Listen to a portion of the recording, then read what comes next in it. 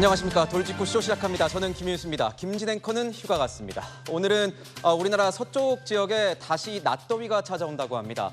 서울, 광주는 25도를 웃돌 거라고 하는데 아침 출근길 기온은 생각보다 쌀쌀해서요. 이 얇은 겉옷 하나 챙기시면 더 좋을 것 같습니다. 자, 신문 브리핑 시작하겠습니다. 첫 번째 키워드 보겠습니다. 첫 번째 키워드는요. 바로 실패입니다. 북한이 도발에 나섰지만 실패했습니다. 중앙일보 6면입니다. 북한이 한일중 정상회의가 열렸던 어젯밤 자신들은 인공위성이라고 주장하는 로켓을 쏘아 올렸습니다. 하지만 2분 만에 로켓은 파편이 되어 부스러졌습니다. 북한도 발사에 실패했다 자인했습니다. 당시 영상을 좀 보면요. 로켓이 날아가다가 갑자기 이렇게 큰 화염이 포착됐습니다. 김정은의 위신에도 손상이 불가피한 뼈아픈 결과라고 신문은 분석했습니다. 자, 한일중 이 3국 간 협력에 어떻게든 이 찬물을 끼얹으려는 북한의 이런 모습, 초조함으로밖에 보이지가 않습니다. 두 번째 키워드 보겠습니다. 두 번째 키워드는 이겁니다. 바로 불발. 계획했던 일을 못하게 됐다는 뜻의 불발입니다. 국회로 가시죠. 한국일보 6면입니다. 최상병 특검법 재표결을 하는 D-Day가 찾아왔습니다. 그런데 여야가 이견을 좁히지 못하면서 21대 국회는 주요 민생법안 처리까지 못하고 막을 내릴 가능성이 커졌습니다. 여당은 국회 법사위 개의까지 거부하고 있습니다. 극적 타결이 없다면 구하라법, 모성보호 3법, K칩스법, 고준위 방패물법 등등 여야 간 공감대를 형성했던 민생법안 상당수가 폐기됩니다. 21대 국회는요, 시작부터 싸우다가 가장 늦게 개원을 한 바 있는데 끝날 때도 법안 처리를 최저라는 오명까지 쓰게 됐습니다. 세 번째 키워드 보겠습니다. 세 번째 키워드는요, 이겁니다. 변화.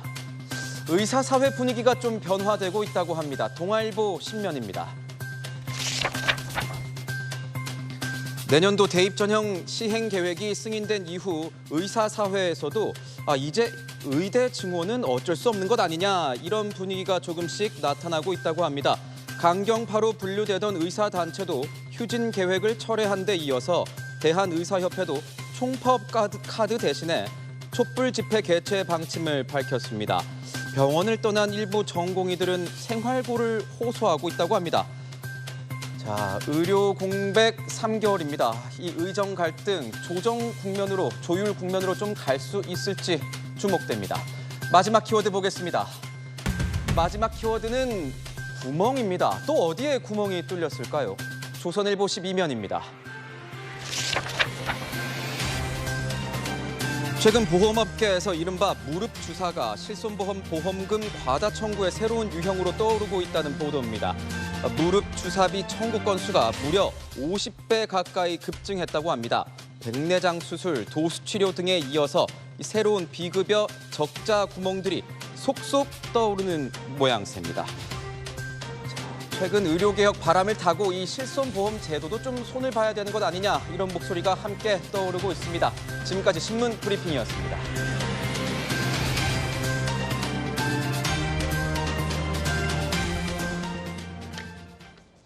화요일 아침입니다. 오늘 함께할 분들 소개해드리겠습니다.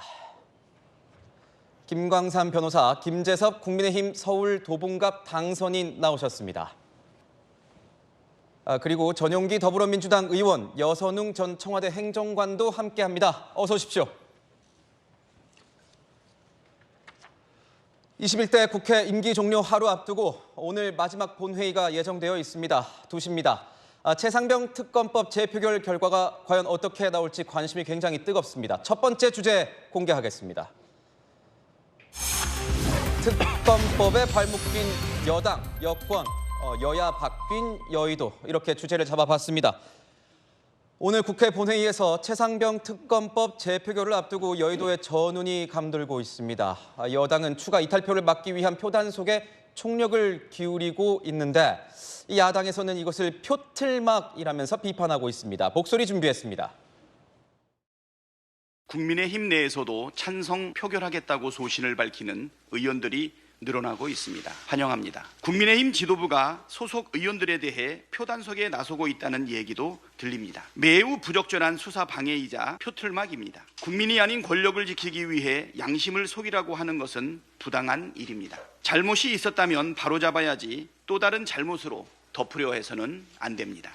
최혜병 특검법 거부라는 탄핵 사유가 국회 재의결로 희석되기에는 윤 대통령이 국회 표결에 영향을 미친 흔적이 너무 많습니다. 28일 특검법이 부결되면 윤 대통령의 국회 표결 개입이 성공한 것이 됩니다. 형식적이라도 이번 부결이 국회 책임론으로 인정되기는 어려운 이유입니다. 내일 부결이 되면 사실상 탄핵 요건을 완성하는 마침표 역할을 할 것입니다. 윤 대통령은 탄핵 열차의 연료를 채웠습니다. 여당 의원들의 재의결 부결표는 열차의 출발 단추를 누르는 일이 될 것입니다. 네, 야당에서 이런 얘기가 나오고 있습니다. 박찬대 원내대표 이런 얘기를 했죠. 국힘 지도부의 국민의힘 지도부의 표 단속은 표틀막이다. 그리고 황운하 의원 같은 경우에는 부결표, 탄핵 열차의 출발 단추를 누르는 것이다. 요즘 뭐 탄핵이란 말이 정치권에서 굉장히 심심찮게 많이 들려오는 것 같습니다. 여당에서는요, 5번째 최상병 특검법에 대한 이 찬성 입장이 나왔습니다. 안철수, 김웅, 유이동, 최재형 의원에 이어서 김근태 의원까지 찬성표를 던지겠다, 이렇게 나왔습니다. 먼저 김재섭 우리 당선인님, 축하드립니다. 뭐 좀 시간이 지나긴 했지만 그 사이에 또 딸도 출산을 하시고. 네, 감사합니다. 그런데 뭐 여당, 이 당의 상황은 좀 지금 쉽지만은 않아 보입니다. 오늘 본회의를 앞두고 5번째 이탈표가 나왔습니다. 국민의힘 현재 분위기 어떻습니까? 추가 이탈표 더 나올 것으로 보이십니까? 보통 이제 회기가 끝났고 그다음에 22대 국회로 넘어간 이때가 국회가 가장 한산한 시기라고 하는데 그 어느 때보다 지금은 전운이 감돌고 있고 뭐 냉랭한 분위기들이 있다고 합니다. 당연히 이 이탈표에 대한 여러 가지 우려 사항들 때문에 그런데요. 내부적으로 어떤지는 사실 잘 모르겠습니다. 공개적으로 찬성을 하겠다고 던진 분은 5분밖에는 확인이 지금 안 되는 상황이고 나머지 분들 중에서는 뭐 찬성을 던진다, 반대를 던진다, 뭐 갑론을박이 있지만 실제로 명시적으로 자신의 의사를 표시해서 찬성을 던지겠다고 하는 분은 저 5분밖에는 없습니다. 제가 내부적으로 알아봐도 사실 그렇습니다. 말을 전혀 해주지 않기 때문에 저는 그래서 아마도 뭐 5명의 이탈표 플러스 알파 어느 정도 나올 수 있겠지만은 결과적으로는 부결될 가능성이 좀 높다고 보는 게, 그럼에도 불구하고 반대표를 던지겠다고 하는 분들은 제법 21대 국회에서 제가 많이 이야기를 들어가지고 오늘 2시가 돼봐야 알 것 같고, 무기명 투표다 보니까 결과를 함부로 예측하기는 좀 어렵지만 그럼에도 불구하고 부결될 가능성이 현재 시점으로는 전 높아 보입니다. 안에 있는 입장으로서는. 17명의 이탈표가 생기면 부결이 된다. 295명이 이제 들어가서 197명이 찬성표를 던지게 된다면은 통과가 되는 겁니다. 17표가 나올 것이냐. 자, 이 이탈 가능성이 현재까지는 낮다라고 이제 여당에서는 보고 있는데 야당의 상황은 좀 어떤지 궁금해요. 전용기 의원님께서 보시기에는 이탈표 더 나올 거라고 보십니까? 이탈표가 나오는 것이 정상이다, 이렇게 말씀드릴 수 있겠습니다. 최상병 특검이 부결되는 것이 국민의힘에게 어떤 도움이 되느냐, 저는 이런 질문도 드리고 싶어요. 사실 뭐 보수라고 이야기하면 안 보는 보수다, 이런 이야기로 바로 직결되는데 최혜병 특검 같은 경우에는 우리 국방 의무를 쥐고 있는 우리 국군 장병이 죽음을 맞이한 것, 이것을 진실을 밝히고자 하는 일들인데 왜 이걸 국민의힘에서 반대할 것이냐, 이걸 한번 생각해 본다면 자신의 양심을 생각하고 여러 가지 대한민국의 미래를 봤을 때에는 국민의힘에서 더 많은 이탈표가 나와야 정상이다, 저는 그렇게 생각을 하거든요. 그렇기 때문에 충분히 이탈표는 나올 것 같습니다. 다만 국민의힘에서 이탈표를 직접적으로 명시적으로 표현했을 때에는 아직 임기가 많이 남은 윤석열 대통령께 반기를 드는 모양새가 되기 때문에 말씀은 못하시되 본인의 양심을 숙이지 않는 국민의 대표인 국회의원들께서는 충분히 이번 표결에 저는 잘 임하실 거다, 저는 그런 믿음을 가지고 있습니다. 오늘 본회의에서 어떤 결과가 나올지 정말 주목이 되는 상황입니다. 국민의힘 관계자들이 이렇게 얘기하고 있다는 겁니다. 변수는 무기명 투표다. 찬성표는 물론 불참자도 속출할 가능성이 있다. 연락이 안 닿는 이 낙천자, 낙선 의원들이 있다. 김광산 의원님, 변호사님 들어보니까 윤재욱 전 원내대표 같은 경우는 뭐 전화로 이제 표 단속을 하고 있고 추경호 신임 원내대표 같은 경우는 직접 편지를 써가지고 좀 이 표 단속을 하고 있다 이런 얘기가 나오고 있습니다. 원내 부대표단은 뭐 한 명이 8명에서 10명까지 맡아가지고 표 배정 이 배정을 받아서 전담 마크하고 있다. 뭐 이런 얘기도 지금 나오고 있는데 변호사님 보시기엔 어떻습니까? 저런 표 단속, 뭐 전담 마크 이런 게 좀 먹힐 거라고 보십니까? 아니, 먹힐 수 있죠. 일단 이제 중요한 것은요, 이 최상병 특검 재의결이 이제 정치적 의미가 굉장히 많습니다. 물론 뭐 우리 뭐 어떻게 보면 뭐 군의 어떤 잘못된 판단으로 인해서 사망한 해병대 최상병에 대한 억울함 이런 걸 풀어주는 건 당연한 거 아니겠어요? 그런데 이와 관련해서 사실은 경찰청에서 업무상 과실 누구에게 책임 있느냐에 관해서 수사를 하고 있고, 근데 공수처에서도 과연 외압을 가했느냐 가하지 않았느냐에 대해서 수사하고 있지 않습니까? 그러면 이 사건 자체가 최상병에 대한 진실을 밝혀주는 그런 의미의 어떤 특검도 있지만 한편으로 보면은 또 다른 이제 정치적 정략적 의도가 있어요. 그래서 어디에 중점을 두냐에 따라서 찬성하느냐 반대하느냐 그게 갈릴 거예요. 그런데 우리가 계속적으로 여당의 표가 17표가 이탈하면 뭐 통과될 가능성이 있다 얘기하는데 또 다른 측면이 뭐가 있냐면 민주당에서도 이탈할 수 있어요. 민주당 이탈표도 있습니다. 무기명 투표 아닙니까? 네. 민주당 내에서도 사실은 뭐 이재명 대표랄지 이번에 특히 공천에서 떨어진 그런 의원들이 있을 수 있다는 거죠. 그래서 이걸 쉽게 예측하기는 굉장히 어렵다고 저는 보거든요. 그런데 결과론적으로 보면 뭐 부결될 가능성이 굉장히 높을 것이다 이렇게 보고요.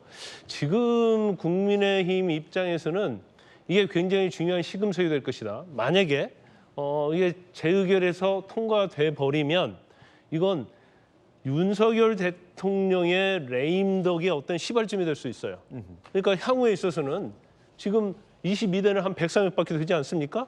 그런데 이 사안에서 단일 대우를 형성하지 못하면 그 이후에는 4명에 의해서 좌지우지되는 경우가 많기 때문에 여기서 어떤 국민의힘의 앞으로 어떤 향방, 그리고 대통령 관계 이런 것들이 굉장히 중요한 변곡점이 될 수 있기 때문에 오늘의 재의결 여부가 아마 국민의힘이랄지 대통령에 미치는 영향은 엄청나다 저는 그렇게 봅니다. 네. 지금까지 저희는 뭐 야당에서 이탈표가 얼만큼 나올 것이냐, 나온다면 실제 나올 것이냐 뭐 이런 얘기를 지금 나누고 있었는데 김광상 변호사님은 혹시 모른다. 야당에서도 단일 대우가 뭐 된 것은 아닐 수 있기 때문에 야당에서도 이탈표가 나올 수 있다. 이런 흥미로운 분석을 또 해주셨습니다.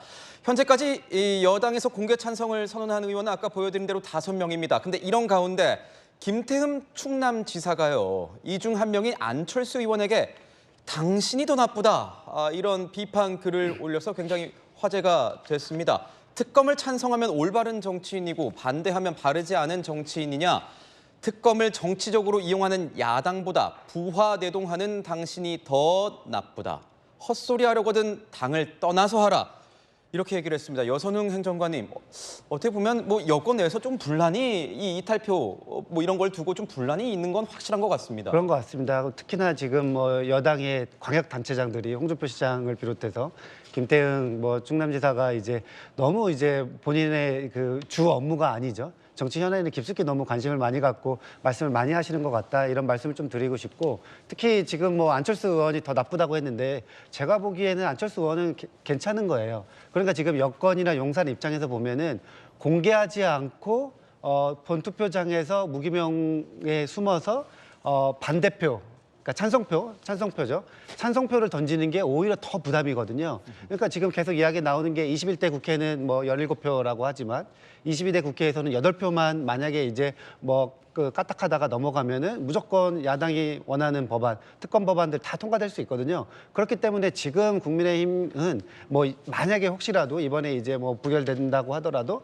거기에 뭐 안심할 상황이 전혀 아니에요. 오히려 지금 야당 공개적인 찬성표 말고 다른 뭐 이탈표가 더 많이 나왔을 때 그때 되면 22대 국회에서는 장담 못하는 거죠. 거부권이라는 것이 한 번 무너지면은 절대 복원이 안 되거든요. 저는 계속 말씀드리는 게 차라리 21대에서 용산이 터는 게 낫다. 22대에서 누가 반대표 던질지 몰라가지고 전전긍긍해가지고 오히려 국정운영 동력이 상실되는 것보다 21대 국회에서 이 문제를 풀어가지고 해결하는 게 리스크 측면에서는 용산에서는 훨씬 더 나은 선택인데 왜 이것을 안 받는지 참 이해가 되지 않습니다.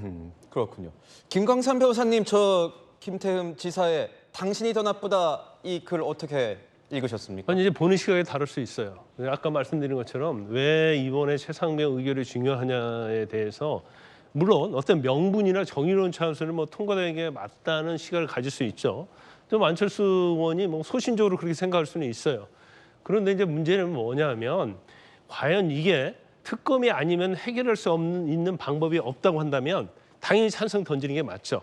그렇지만 이거 어떤 정무적이고 정치 시각에서 본다고 한다면 여당 입장이랄지 대통령 입장에서는 이 부분이 엄청나게 중요한 거거든요. 네. 그러면 지금 뭐 몇 수 되지 않아요. 22대에서 더군다나 뭐 굉장히 의원들 수가 적은데 여기서 만약 무너지게 되면 더군다나 대통령의 레임덕까지 오게 되면 앞으로 어떤 현안에 대해서 민주당과 계속 투쟁을 하고 전쟁을 해야 하는데 단일 대응에 더 어려워지는 거예요. 그럼 이합 집산이 되겠죠. 네. 그래서 이 부분에 대해서는 뭐 개인의 어떤 소신들이 있을 수 있지만 저는 개인적으로 볼 때는 일단 단일 대우를 형성해서 막는 게 저는 중요하다고 보거든요. 왜냐하면 최상병 특검이 단순히 최상병에 대한 그런 특검이 아니고 정치 의도가 상당히 있는 특검이란 말이에요. 그러면 지금 국민의힘 입장에서는 이걸 어떻게 하느냐에 따라서 굉장히 중요한 어떤 변곡점이 될 것인데 이걸 나는 뭐 찬성하겠다 했을 때 어떤 보수의 반발. 더구나 안철수 의원 같은 경우는 대권까지 꿈꾸는 사람 아니에요? 근데 여기에서 지금 찬성하고 있다고 하기 때문에 아마 보수층에서 엄청난 비판을 받을 거예요. 아마 김태흠 지사가 하는 얘기는 대부분의 보수층이 생각하는 생각과 같을 거랍니다. 같을 거예요. 그러면 이제 그런 부분은 이제 안철수 의원이 앞으로 뭐 자신의 어떤 몫이라고 이렇게 볼 수 있겠죠. 네, 여야 뭐 보수 진보 진영의 뭐 이견 차이도 있지만 이 여권 내부에서도 좀 이견이 계속 있는 사안입니다. 최상병 특검법과 연금 개혁안 처리를 두고요, 여야가 이게 대립을 하면서 뭐 이런 얘기가 오늘 아침 신문을 다 도배를 했습니다. 애꿎은 민생 법안까지 폐기 수순을 밟게 되는 것 아니냐, 뭐 이런 우려도 지금 나오고 있습니다. 21대 국회 끝까지 최악이라는 오명을 쓰는 것 아닌지 뭐 우려된다, 이렇게 지적하는 기사들이 굉장히 많았는데 지금 보면 이런 얘기예요. 계류 법안이 상당수가 폐기 수순을 밟을 수 있다. 왜냐? 여야가 이견을 보이면서 국민의힘이 또 법사위 개의를 거부하면서 법안 자체가 안 올라갈 수도 있다는 거죠, 본회의에.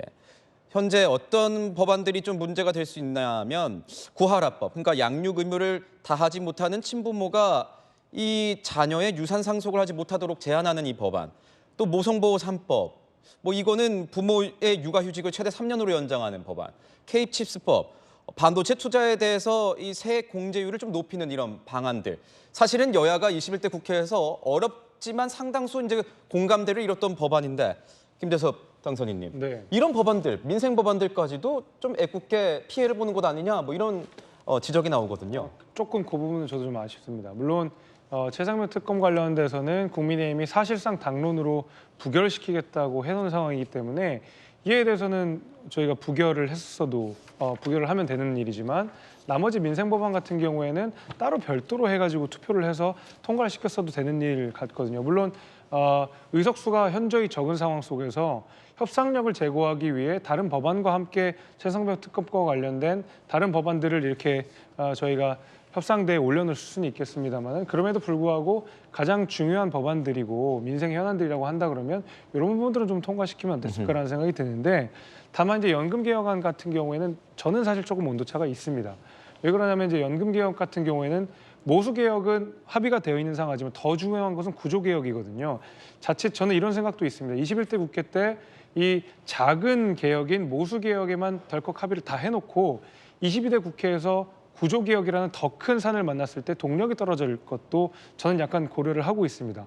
오히려 22대 국회 모수 개혁과 구조 개혁이 같이 이루어지면서 그 책임성을 22대 국회의원들에게 물을 수 있게끔 하는 것도 전 하나의 좋은 방법이라고 생각하거든요. 그래야 동력을 가지고 연금 개혁을 해낼 수가 있으니까 이 온도는 조금 제가 다르게 본다 하더라도 나머지 민생 법안들이 함께 처리되지 못한 부분에서는 저는 조금 아쉽게 생각합니다.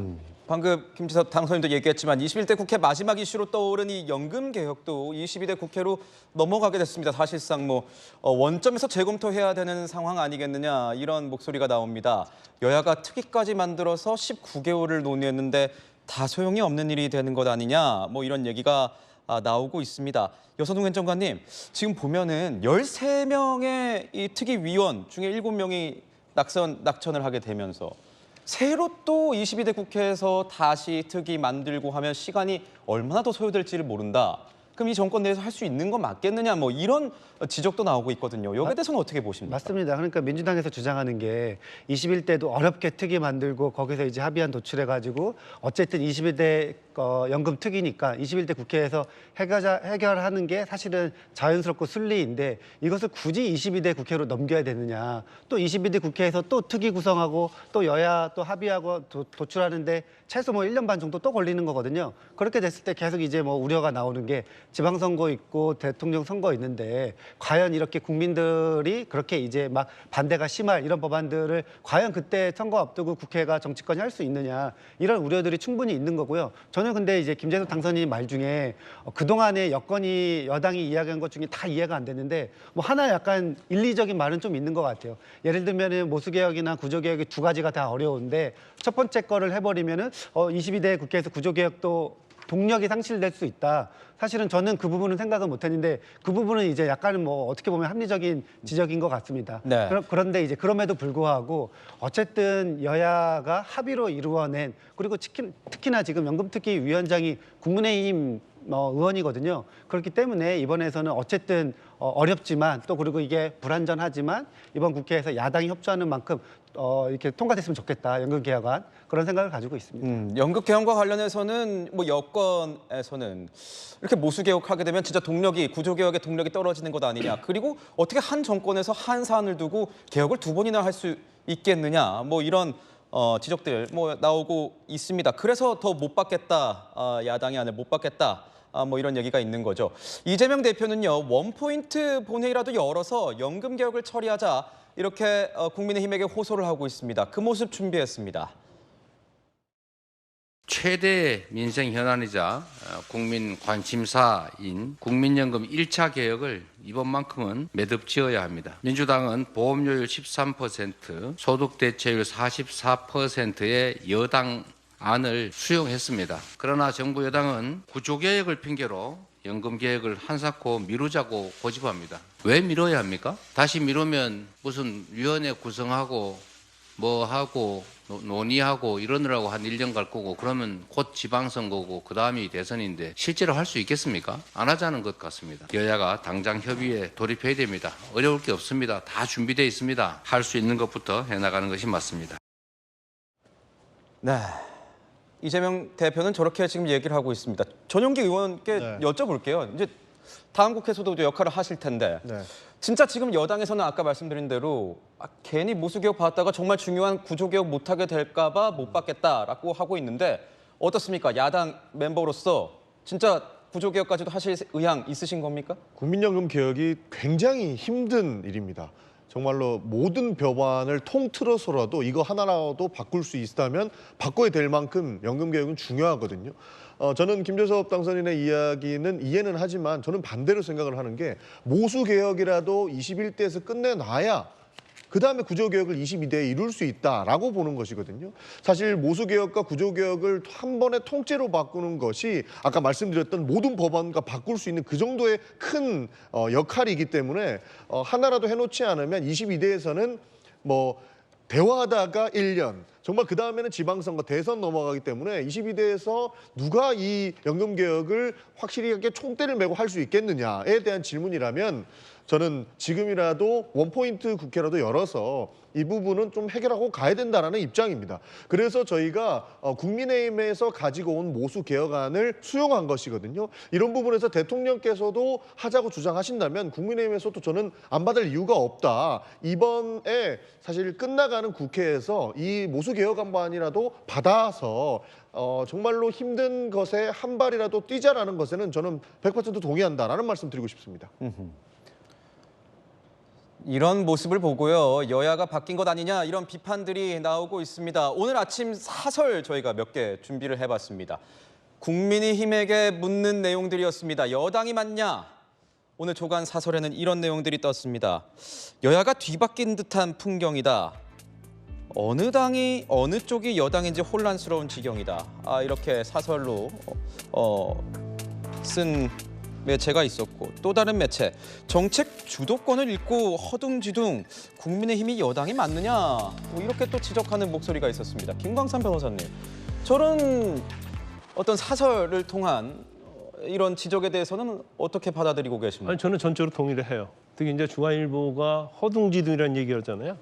그 대통령실도 마찬가지고 지금 국민의힘도 허둥지둥 지리멸렬 이 표현이 저는 맞다고 보거든요. 그런데 사실 연금개혁 같은 것도요. 이재명 대표가 갑자기 꺼낸 거 아닙니까? 투기를 다 제쳐둬버리고.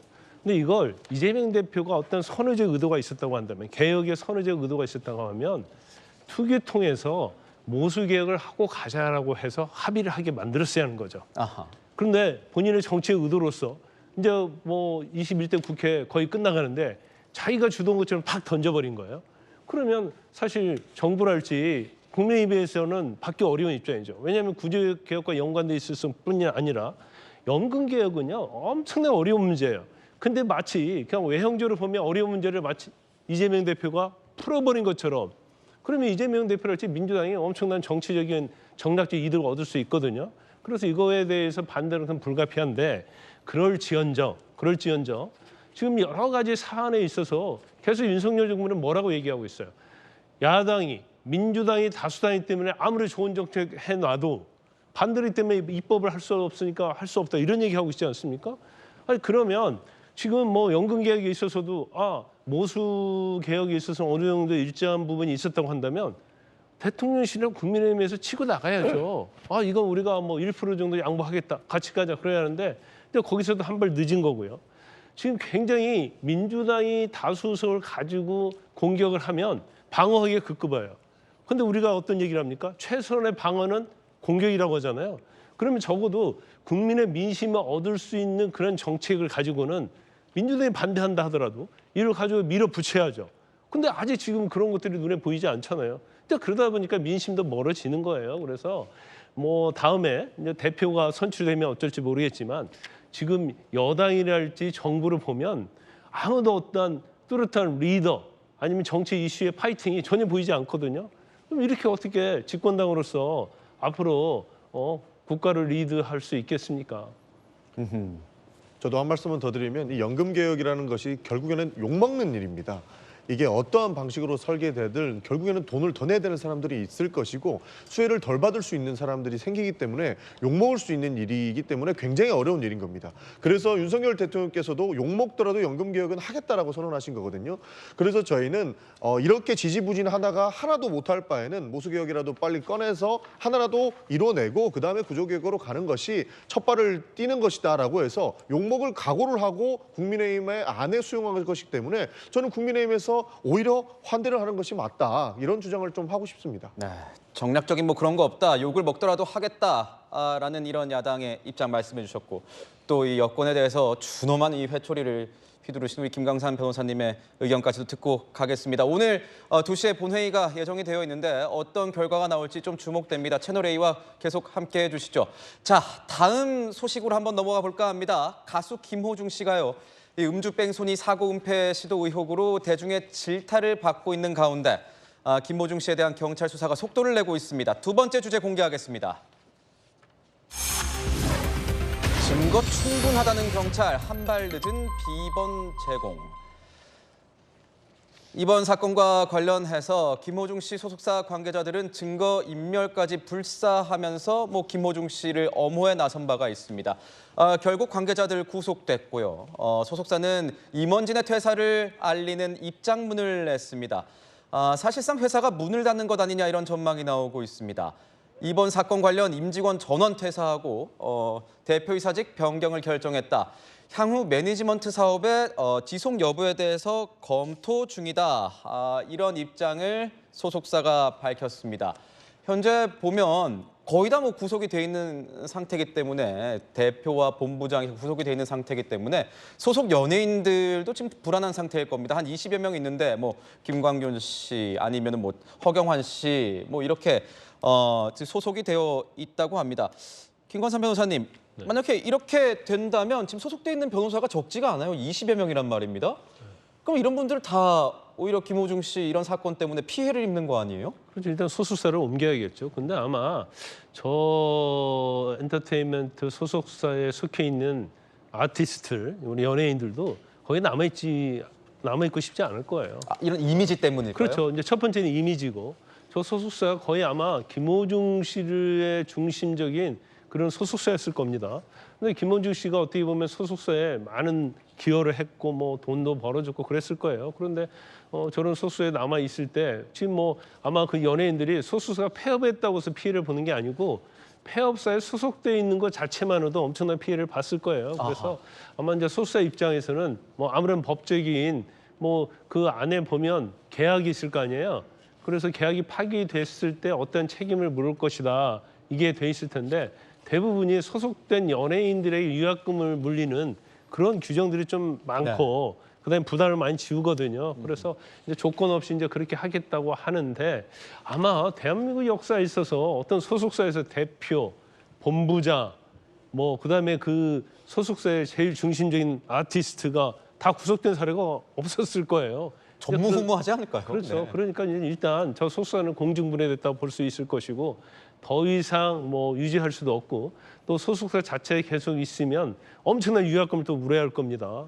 그렇기 때문에 이게 끝이 아니고 김호중 씨의 어떤 그릇된 행동으로 말미암아서 엄청난 앞으로 더 많은 고통이 이들을 기다리고 있다 이렇게 봅니다.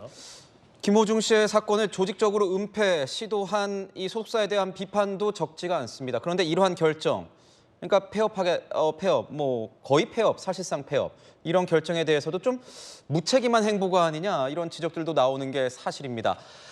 이번 사건의 핵심 증거 중 하나는요, 김호중 씨의 휴대전화입니다.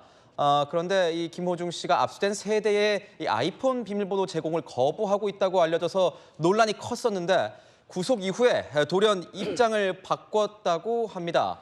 자, 잔금 해제에 협조하겠다, 비밀번호 제공할 예정이다. 김호중 씨 소속사 측에서는요, 변호인 입회하에 사건과 관련된 것만 공개한다는 걸 몰라서 비번을 밝히지 않은 것뿐이지 비번을 제공하지 않겠다고 한 게 아니었다. 이렇게 지금 얘기를 하고 있습니다. 취재진이 비밀번호 함구에 대해서 물어본 적이 있습니다. 김호중 씨는요, 이렇게 답한 바 있습니다. 들어보시죠. 죄지은 사람이 말이 필요하겠습니다. 어쨌든 죄송합니다. 휴대전화 비밀번호 제공 안 한 이유가 있습니까? 소주 3병 마셨다는 진술로 나왔는데 정확히 그날 몇 잔 마신 거예요? 죄송합니다. 반성하겠습니다. 경찰 협조 약속하셨는데 왜 아이폰 비밀번호 함구하시나요? 소주 3병 마셨던 많이 이용진 남아 있으니까요. 성실히 말겠습니다. 죄송합니다. 네, 원래는 사생활이 담겨 있다는 이유로 이 비밀번호 제출을 거부하고 있다 이렇게 알려졌었는데 돌연 비밀번호 제공하겠다 이렇게 입장을 바꿨습니다. 뭔가 수사에 갑자기 협조적인 태도로 나온다 이런 인상이 좀 있는데 왜 이런 걸까요?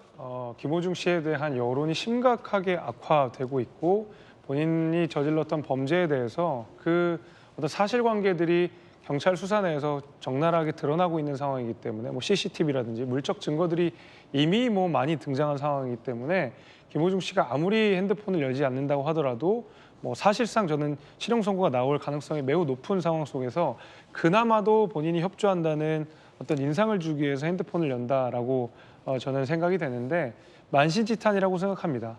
뭐 김호중 씨가 음주운전을 한 것 그 자체도 굉장히 큰 잘못이지만 뭐 소속사가 그 이후에 대응했던 것들, 그 사실 이 일련의 과정들은 어떻게 보면 김호중 씨를 좋아하고 믿었던 팬들을 기만하는 내용들이거든요. 사실 눈에 뻔히 보이는 거짓말들, 앞뒤 관계만 봐도 금방 드러날 거짓말들을 김호중 씨와 소속사들이 너무 많이 했기 때문에 사실 이제 김호중 씨에 대한 여론이 심각하게 더 뒤로 물러설 수 없을 만큼 악화되는 것이 있고, 이제는 더 이상 내가 어떻게 할 도리가 없다. 이거라도 해서 조금이라도 여론을 좀 돌려보자. 그리고 수사 협조적인 태도를 보여서 뭐 어떤 구형을 좀 낮춰보자 정도의 생각이 아닐까라고 저는 판단이 됩니다. 경찰의 입장은 어떨까요? 경찰은요, 김호중 씨의 이 범죄 혐의 입증에 굉장한 자신감을 보이고 있습니다. 김호중 씨의 자백이나 수사 협조 상황과는 관계없이 이미 객관적인 증거가 충분하다 이런 입장인 겁니다. 자백이 유일한 증거가 아니다. 거짓말 탐지기 조사할 필요도 없다. 이 지금 최소 소주 3병 마셨다 이 혐의 입증이 가능하다 이렇게 지금 나오고 있는데 김광삼 변호사님 보시기에는 뭐 이런 수사도 지금 예전에 좀 해보셨습니까? 어떻습니까? 수사 많이 해봤죠. 이 경찰의 자신감은 지금 어디서 나오고 있다고 보십니까? 일단 이제 경찰은요, 이 사건에 대해서 엄청난 증거를 가지고 있다. 근데 그 증거 자체가 사실 김호중 씨가 인정을 했다고 하면 뭐 이렇게 수사를 많이 할 필요가 없죠. 근데 워낙 부인하고 거짓말을 하다 보니까 이제 증거를 명확하게 확보를 해야 하는 그런 사안이었기 때문에 지금 술 먹는 것과 관련해서 그렇잖아요. 일단 뭐 스크린 골프장에서도 술과 음식 먹었고 식당 옮겨서도 뭐 소주 7병에 맥주 3병 시켜 먹었다는 거 아닙니까? 네. 그다음에 유흥식점에서 종업원들이 소주 3병 먹었다고 얘기를 하고 있어요. 그러면 이 세 곳만 해도 사실은 술이 엄청나게 먹었다는 것이 또 명백해지는 거고 거기에 또 CCTV가 나왔단 말이에요. 비틀거리는 모습의 그런 CCTV. 그러면 술 먹었다는 것이 밝혀질 수 없다고 생각했는지 왜 거짓말을 했을까 의문이 좀 들어요. 그러면 경찰 입장에서는 지금 중요한 것은 음주 측정치가 정확하게 나오지 않는다 하더라도 위험운전, 그러니까 술에 취해서 정상적인 운전을 할 수 없는 상태였다는 걸 입증해야 하는데 지금 뭐 CCTV랄지 술 먹은 사람들 진술만 의한다 하더라도 이게 명백히 인정되는 거 아닙니까? 그러면 술 많이 먹었어 안 먹었어에 대해서 아니 김호중 씨가 술 안 먹었다 하더라도 거짓말 탐지기에서 술 먹은 거 나와도 별 의미가 없다는 거죠. 더군다나 거짓말 탐지기는 증거 가치가 없어요. 증거 능력이 없기 때문에. 그래서 거짓말 탐지기가 할 필요가 없다는 거고 지금 디지털 포렌식과 관련된 휴대폰 비번과 관련해서도 사실은 저거 비번 풀어서 포렌식 해봤자 이미 증거가 다 확보되기 때문에 쓸만한 게 별로 없을 거예요. 그렇지만 뭐 경찰의 입장에서는 포렌식해서 좀 더 유의미한 증거를 확보할 수 있지 또 다른 증거가 있을지 이제 그 부분을 볼 필요가 있기 때문에 이제 비번을 제공해 준다고 하니까 그걸로 아마 포렌식을 할 거고 또 경우에 따라서 이 포렌식 결과에 따라서 우리가 알지 못했던 또 새로운 또 사실이 드러날 수 있다 이렇게 봅니다. 아하, 그렇군요. 자, 지금 보시는 화면이 저겁니다. CCTV 속 화면들, 걸음걸이 어땠느냐. 경찰이 혐의 입증을 위해서 이 CCTV 확보한 자료 영상들, 이게 비틀거리는 게 만약에 술을 마셔서 비틀거리는 건지 아니면 평상시, 그러니까 김호중 씨 소속사가 지금 주장하듯이 평상시 걸음걸이 자체가 저런 건지 앞으로 좀 법원이나 이런 영역에서 좀 살펴봐야 될 부분이 돼버렸습니다. 김광삼 변호사님께 좀 하나 여쭤보면 아까 저희가 준비도 했지만 위험 운전치상 이 혐의 여기에 대해서 좀 적용할 가능성이 크다 뭐 이런 얘기도 나오는데 어떻습니까? 이거하고 음주운전 혐의하고 좀 비교를 해보자면 어떤가요? 그런데 이제 음주운전 혐의는 사실 적용하기 어려울 거예요. 왜냐하면 시간이 많이 지났고요. 술 먹은 양에 의해서 뭐 유두마크라는 공식이 있는데 그것은 술의 어떤 도수, 양, 그다음에 몸무게 뭐 이런 걸 종합해서 측정하는 거거든요.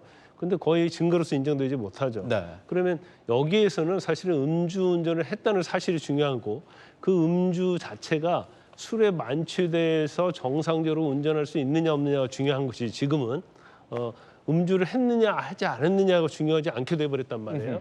그렇기 때문에 뭐 경찰에서는 자신감을 보일 수밖에 없고 뭐 아까 얘기한 것처럼 많은 걸 지금 확보하고 있지 않습니까? 그리고 아마 기소를 하면 이제 김호중 씨는 다 인정을 할 거예요. 그래서 더 이상 증거를 확보하지 않는다 하더라도 김호중 씨는 뭐 증거를 다 인정할 수 없는 이제 상황이 왔기 때문에 뭐 경찰 입장에서 일단은 이제까지 부인을 했고 또 송치되기 전에 부인이 자백으로 변경될 가능성이 있어서 다시 이제 조사를 하고 있는 거죠. 네, 김호중 씨 같은 경우에는 뭐 술은 마신 것은 맞지만 사고가 난 건 음주 때문이 아니라 차량을 몰고 가다가 휴대폰 조작을 하면서 단순 이게 잘 보지 못해가지고 사고가 났다 뭐 이런 식으로 주장을 하고 있습니다. 경찰이 이렇게 김호중 씨의 혐의 입증에 대해서 자신감을 드러내고 있는 와중에 한 글이 굉장히 눈길을 끌고 있습니다. 경찰청 직원이 쓴 것으로 추정되는 글이 굉장히 눈길을 끌고 있습니다. 호칭은 이렇게 씁니다. 작성자 A씨인데요. 호중 형, 경찰 그렇게 뭐 아니다. 합의금 주고 처벌받으면 끝났을 일인데 형 눈에 수사기관이 얼마나 뭐 이렇게 보였으면은 거짓말을 했을까? 이런 글을 썼습니다. 경찰의 어떤 일침이었는데 현재 해당 글은 삭제된 상태라고 합니다. 사건을 은폐하려고 했던 어떤 김호중 씨의 행동이 오히려 이를 더 키웠다. 사법 방해 행위로 경찰, 검찰이 느끼는 어떤 괘씸죄 이런 것도 이번 사건 수사에 작용을 했을 것이다. 이렇게 얘기를 하고 있는데 여선웅 행정관님 보시기엔 어떻습니까? 뭐 괘씸죄 정도까지는 아니지만 어쨌든 뭐 국민들이나 뭐 수사기관 입장에서 볼 때는 그 김호중 씨 측이 충분하게 이제 뭐 수사 방해, 사법 방해를 했다고 느낄 만한 뭐 여지들이 굉장히 많죠. 뭐 예를 들면은 뭐 운전자 바깥치기 할 때 옷까지 바꿔 입거나 네. 그리고 지금 음주운전 관련해서 계속 이제 뭐 법조계에서 이야기 나오는 게 일부러 뭐 CCTV에 음주하는 뭐 맥주 캔을 사는 장면이 일부러 찍힌 것도 사실은 뭐 음주 전이 아니라 음주 이후에, 그러니까 사고 이후에 내가 음주했다 이 사실을 보여주기 위해서 한 것 아니냐. 그것도 수사 방해다 뭐 이런 이야기가 계속 있거든요. 그런 것들로 볼 때 당연히 뭐 저 경찰관이 이제 뭐 표현들은 약간 좀 거친 느낌이 없지 않아 있는데 뭐 내용적으로는 충분히 좀 맞는 얘기가 아닌가 뭐 그런 생각이 들고, 특히나 뭐 그 지금 이현석 검찰총장이 사실은 뭐 특정 수사 사건에 대해서 이야기를 하지 않는데 이 부분에 대해서는 이야기를 하면서 뭐 다른 법적 미비가 없는지 살펴봐라, 그리고 엄정하게 수사해라 이렇게 이야기까지 했거든요. 그래서 저는 뭐 김호중 씨의 대응이 아마도 이런 뭐 그 분위기, 이런 결과를 좀 나왔다 이렇게 조금 해석할 수 있을 것 같습니다. 네. 뭐 이런 글까지 이제 화제가 되는 상황입니다. 김호중 씨 사태로 인해서 이 경북 김천시의 한 길거리가 문매를 맞고 있었습니다. 김호중 소리길이란 게 있었는데요. 철거해달라 이런 전화가 굉장히 빗발치고 있다 이런 소식 전해드린 적이 있습니다. 그런 가운데 김호중 씨의 별명을 내건 쉼터가 이 김씨 모교에서 운영이 되고 있었다고 합니다. 김호중 씨가 졸업한 이 고교 내에 트바로티의 집이라고 해서 이게 설치가 돼가지고 운영이 되고 있었는데 김호중 씨를 기념하기 위해서 만든 쉼터로 지자체 지원금이 무려 2,400여만 원이 들어갔다고 합니다. 누리꾼들은 이런 반응을 보이고 있어요. 네티즌들이. 학폭도 모른 척하고 학교 폭력도 모른 척하고 1년 반 다닌 학생을 내세운 학교도 문제 아니냐?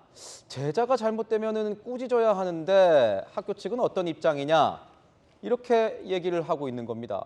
학교 측에서는 공식적으로 이 철거 계획이 아직 어떤지 밝히고 있지 않은 상황으로 알려졌는데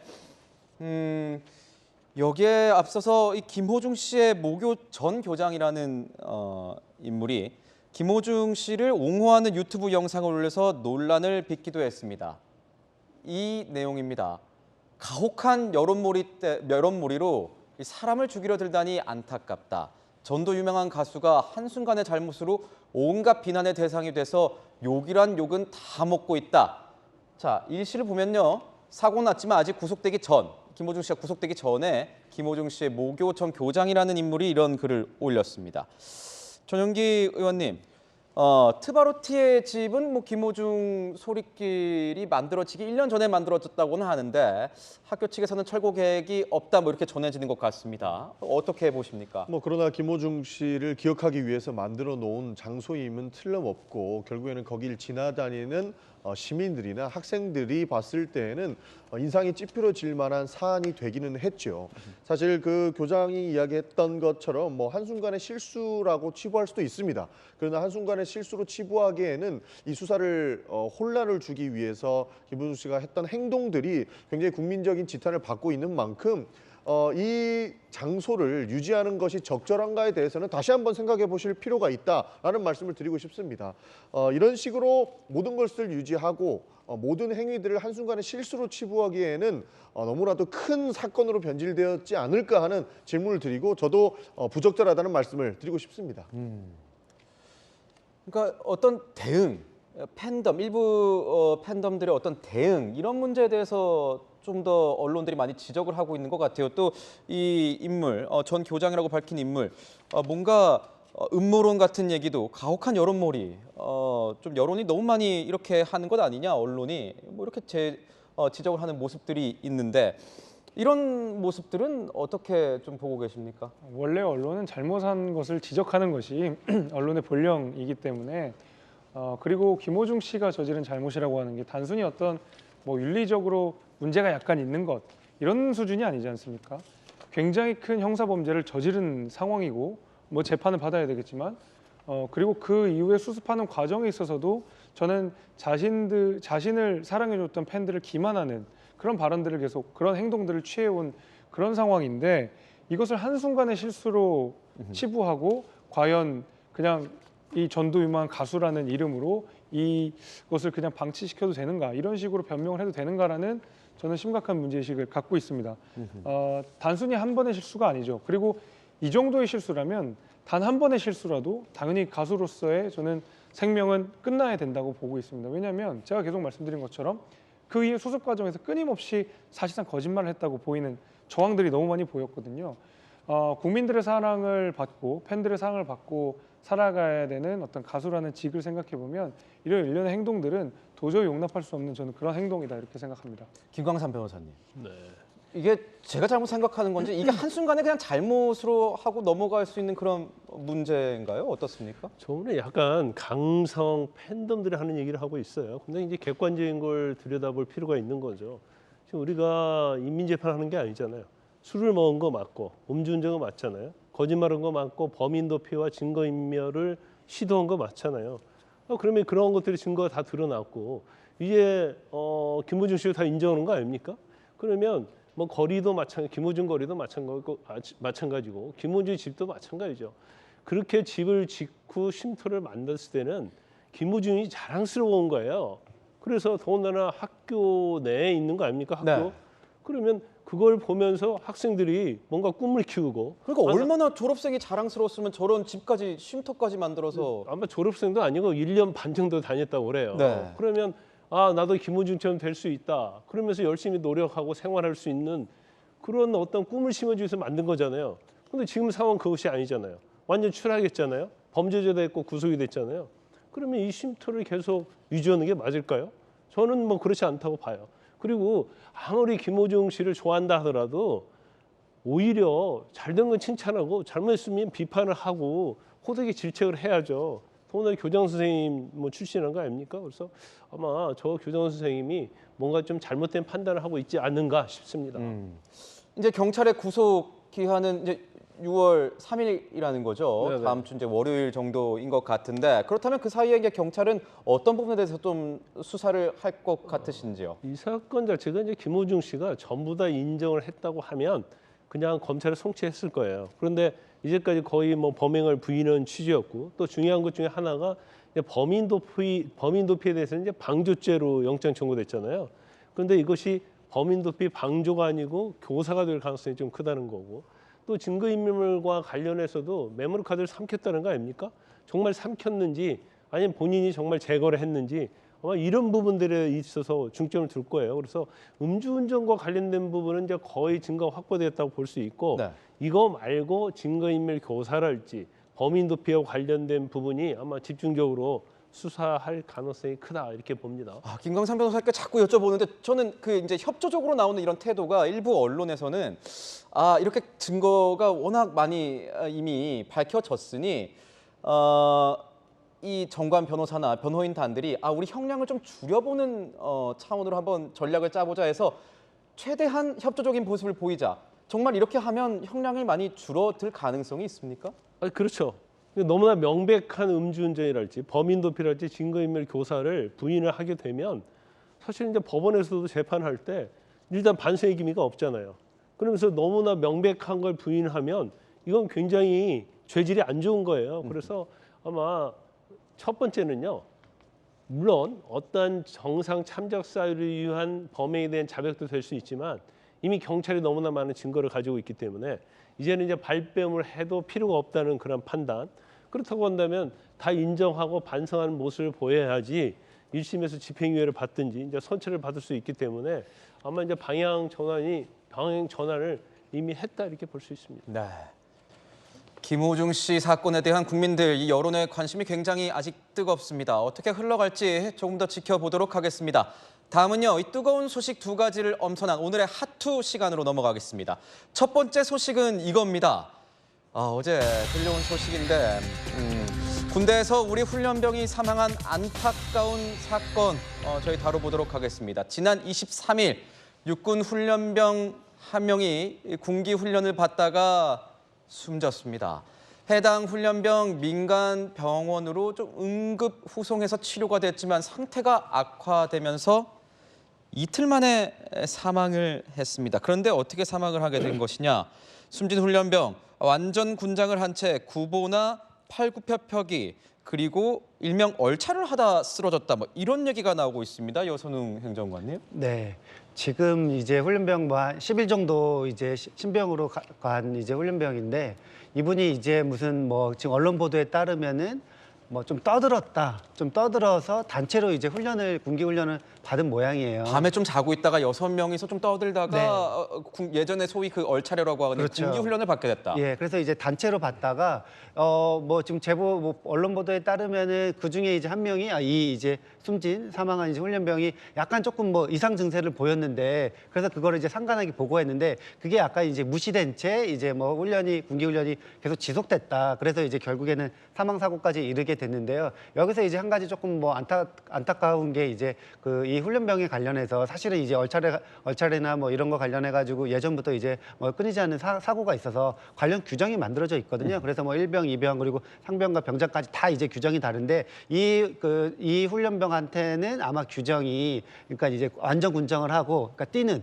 구보는 아마 안 되게 돼 있나 봐요. 근데 이제 그런 것을 해 가지고 이제 쉽게 말하면 규정 위반으로 사망 사고에 이르게 된 거죠. 그래서 아마도 뭐 이 부분은 지난번에 우리가 최병 사건 때처럼 잘 알듯이 아마도 이제 사망 사고가 일어나서 아마 군 당국에서 뭐 간단한 이제 조사를 하고 아마 경찰에 이첩할 것 같습니다. 그런데 지금 뭐 어쨌든 이제 규정 위반으로 사망 사고가 이르게 됐으니까 뭐 관련된 분들은 뭔가 이제 그에 합당한 뭐 이런 처벌이 좀 있을 것으로 보입니다. 이 사건과 관련해서 군 당국의 입장을 듣고 이야기를 이어가도록 하겠습니다. 들어보시죠. 군기 훈련 과정에서 규정 위반은 없었는지 이런 부분들을 포함하여 정확한 사고 원인과 병리 등에 대해서 면밀하게 조사를 진행하고 있습니다. 이를 바탕으로서 필요한 후속 조치를 진행해 나갈 예정입니다. 일각에서는 이런 얘기도 들립니다. 훈련병들이 밤에 떠들었다는 이유로 그러니까 소위 얼차려 군기 훈련을 받았고 숨진 훈련병의 상태가 안 좋아 보인다는 보고를 현장 간부가 받고도 무시했다가 결국 사망하는 지경까지 이르게 됐다. 이런 주장이 나오고 있거든요. 어떻게 보십니까? 저런 주장 뭐 일리가 있을까요? 저런 정황. 저런 정황들은 충분히 일리가 있는 것으로 볼 수 있을 것 같습니다. 그 이유는 많은 순직 사건들이 결국에는 건강 이상 징후를 보고했음에도 불구하고 이것이 꾀병으로 치부되어서 적절한 치료를 못 받아서 이루어지는 경우가 허다하거든요. 과거에 있었던 순직 사건들을 여러 가지를 살펴보아도 보통 이러한 경우가 많았습니다. 그렇기 때문에 꾀병으로 치부해서 적절한 치료를 못 받은 상황 속에서 이러한 상황까지 연출된 것은 충분히 의심해 볼 여지가 있고 이번 사건이 이렇게 대대적으로 공개가 된 만큼 국방부나 뭐 여러 가지 훈련소에서도 이상 징후에 대한 대대적인 이런 제도 개편이 필요한 시기다. 저는 이런 말씀도 드리고 싶습니다. 숨진 훈련병 같은 경우에는요. 입대 전에 특별한 지병은 없었던 것으로 전해지고 있습니다. 국가수도 일단 외관상은 이상 소견이 없다는 입장을 밝힌 것으로 알려졌습니다. 최종 사망 원인은 이런 검사, 조사들을 통해서 밝힐 계획으로 알려졌습니다. 과거에는 얼차려라고 불렸던 이 군기 훈련, 자칫 뭐 가혹행위로 이어질 수도 있기 때문에 군기 훈련이라는 이 제도까지 따로 만들어서 규정에 맞게 운영을 해야 된다. 이렇게 군에서 운영 중인 건데 이 규정을 어겨서 사망이 발생했다. 김재석 당선인님, 네. 이건 저희가 어떻게 봐야 됩니까? 앞서서 이제 군 당국의 그 메시지를 보게 되면 뭐 조사를 해보겠다 이렇게 이야기를 했는데 이건 뭐 조사가 아니라 수사가 들어가야 되는 내용인 것 같습니다. 실제로 지금 조사하는 과정 속에서도 규정 위반, 그다음에 절차 위반이 발견된다라는 제가 이 기사를 본 적이 있는데 실제로 명백하게 문제가 좀 되는 상황으로 저는 보이고요. 무엇보다도 저 훈련이 이루어지고 얼차례가 이루어졌던 저 신병교육대 저 현장 자체가 굉장히 그날 고온이었다고 합니다. 통상적으로 생각하면 저 장소에서 저렇게 고온 있는 데서 완전 군장을 하고 규정에도 없는 얼차려를 시켰다는 것은 사실 간부로서도 저는 상식적으로 납득하기 어려운 상황이었을 거라고 생각하는데 그럼에도 불구하고 저렇게 했었으면 명백한 이유가 있어야 될 텐데 그 이유라고 하는 것이 전날 좀 떠들었다라는 거 아닙니까? 충분한 주의 교육을 주는 것이 저는 선행됐었음에도 불구하고 저렇게 무리하게 할 필요가 있었느냐라는 것을 조금 반성해야 된다고 보고요. 무엇보다도 저런 군 당국이 뭐 조사 이렇게 얘기하는 것보다도 이거는 적극적으로 수사 나와서 필요한 부분에 있다 그러면 반드시 처벌까지 이루어져야 되는 상황이다 이렇게 생각이 됩니다. 그러니까 이런 어떻게 보면 처벌이라는 거 아니겠습니까? 신체, 인신에 대한 어떤 처벌, 자유를 억압한 이런 부분이라면은 김광산 변호사님, 진짜 이 규정에 따라서 정말 그걸 행할 때도 절차에 맞게 해야 되는 거 아니겠습니까? 이 정도 나온 정황까지만 봐도 군에 대한 책임론이 제기가 안 될 수가 없을 것 같은 상황인데요. 일단 이제 군대에서는 이제 군기가 굉장히 중요하죠. 네. 그래야 이제 적과 싸울 때 이제 군기가 어느 정도 잡혀 있느냐에 따라서 이제 싸움의 승패를 좌우할 수 있어요. 그런데 이제 말은 군기인데 이제까지 전에는 굉장히 이제 우리가 얼차례 얘기를 하지 않습니까? 근데 얼차례가 사실 거의 가혹행위였어요. 그래서 뭐 구타도 있었고요. 뭐 이런 완전 군장뿐만 아니라 그보다도 훨씬 많은 그런 가혹행위가 많이 있었죠. 그래서 이제 군에서는 이것을 어떻게 보면 한계를 정한 거예요. 그래서 군기 훈련, 그러니까 훈련자를 넣은 겁니다. 군기를 잡기 위한 훈련이고 거기에 대한 규정을 만들어 놓은 거죠. 그래서 완전 군장을 했을 때는 구보를 할 수 없다. 왜냐하면 완전 군장은 뭐 한 훈련소는 20에서 25km, 그 다음에 뭐 야전 부대 같은 경우는 한 38km 이렇게 된다고 그래요. 그러면 이걸 하고 나서 뛴다는 것 자체는 엄청난 신체에 무리가 가고 또 폐에 무리가 가거든요. 그래서 결과적으로 이제 버틸 수 없어요. 그래서 저런 규정을 둔 거거든요. 그런데 완전 군장을 한 상태에서 구보를 하게 했다. 이건 군기가 아니고 얼차례가 아니고요. 가혹행위예요. 가혹행위. 가혹행위. 그렇죠. 그래서 규정을 위반했을 뿐만 아니라 그것이 인간의 어떤 한계를 넘는 행위를 시켰고 그러면서 사망을 했잖아요. 그래서 당연히 그 담당한 뭐 소대장이 될지 중대장이 될지는 모르겠지만 그 간부는 업무상과실치사죄로 당연히 처벌받아야 하고요. 이번이 계속 이게 반복되면 안 돼요. 그래서 군에서도 사실은 이런 것들이 계속 반복되지 않도록 뭐 해야 하는데 이제 문제는 뭐냐면 이거 자체가 군에서 의도적으로 아니면 뭐 공개한 게 아니고 같이 6명이 하다가 1명이 사망했다는 거 아닙니까? 그런데 그거 끝나고 나서 저런 문제가 있어서 그런 군인들이 외부 핸드폰을 통해서 통화를 했다는 거예요. 그러면서 이게 이제 밝혀진 거죠. 그래서 군의 입장은 일단은 뭐 조사를 하겠다고 하지만 항상 선제적이고 예방이 중요하기 때문에 뭐 그런 예방에 대한 교육 이런 것들도 철저히 이루어져야 한다 이렇게 봅니다. 좀 보셔야 될 것 같아요. 완전 군장이란 게 뭐냐? 완전 군장, 저도 뭐 군대 갔다 왔지만 완전 군장 이런 겁니다. 이걸 쓰고 했다는 거예요. 이걸 몸에 걸치고 배낭, 방탄모, 수통, 전투복, 공용화기에 전투화, 방독면 휴대 주머니까지 제대로 하면 완전 군장 38kg입니다. 40kg 가까이 되는 겁니다. 훈련소에서는 뭐 단독 군장이라는 말도 쓰고 뭐 20에서 25kg 정도 된다. 김재섭 당선인님, 근데 가장 중요한 건 이런 거 아니겠습니까? 이런 규정들이 다 있는데 현장 지휘관이 이 상황이 어떤지를 제대로 판단을 하고 어떤 군기 훈련을 줄지 이런 상황 판단을 제대로 했으면 이 규정도 잘 지키고 했으면 진짜 이런 일 안 일어나지 않겠습니까? 그렇습니다. 그러니까 규정 위반, 절차 위반이라는 얘기가 바로 나오는 거고 절차 위반, 규정 위반이 아니라도 굉장히 그 고온의 그 상황 속에서 저렇게 완전 군장, 사실 38kg 이 정도가 되면 거의 초등학생 하나를 업고 있는 정도의 굉장히 부담이 되는 그런 상황인데 저 상황에서 저렇게 사실상 규정에도 없는 뭐 일들을 시켰다는 것은 김광산 변호사님 말씀하신 대로 가혹행위에 저는 가깝다고 보고, 그러니까 이 군에서 잘못을 하게 되면 당연히 거기에 응당하는 당연히 뭐 얼차례를 받든 뭐 처벌을 받든 해야 되겠지만 과연 저 정도의 가혹한 뭐라 해야 될까요? 군기 훈련을 할 정도의 위반 사항인가를 생각해 보면 그냥 떠들었다는 거 아닐까? 물론 뭐 떠드는 거 안 되지만 저렇게까지 가혹한 상황 속에서 몰아낼 만큼 나쁜 행동이었나에 대해서는 저는 좀 의심이 많이 됩니다. 네. 지금 보면은 뭐 언론 보도에 이런 내용이 있더라고요. 장교, 부사관, 뭐 준위 뭐 이렇게 떠난 장교들의 숫자, 부사관들의 숫자가 9,400명, 거의 뭐 한 사단급이 떠났다 했는데 이렇게 규정도 제대로 안 지키고 군을 운용해서야 누가 군대의 문을 두드리겠습니까? 아침에 언론들 굉장히 질타가 많았습니다. 뜨거운 소식 두 가지를 엄선한 오늘의 핫투 두 번째 소식으로 넘어가겠습니다. 두 번째 소식은요. 어제 이루어졌던 김혜경 씨의 이 법화 유용 재판, 비서였던 배모 씨의 진술 관련 이야기를 다뤄보도록 하겠습니다. 어제 저희 채널에서 경기도청의 사모님 팀 존재와 관련된 이 공무원들의 진술을 검찰이 확보했다는 내용을 단독으로 보도했습니다. 그 내용을 한번 보겠습니다. 경기도청 공무원들이요, 사모님 팀이라는 게 존재했다. 그러니까 김혜경 씨만 이렇게 보좌를 하는 팀이 존재했다라는 겁니다. 경기도 업무가 아닌 김영 씨 관련 업무만 수행을 했다라고 했는데, 여기에 대해서 이 배모 씨, 측근이라고 알려진 배모 씨는 그런 거 없었다. 너무 소설이다. 김 씨 수행이 아닌 비서실 전반의 업무를 수행했다. 이런 입장을 밝히고 있습니다. 검찰의 공무원 증언 확보로 좀 주장의 신빙성이 더해진 셈이 아니냐.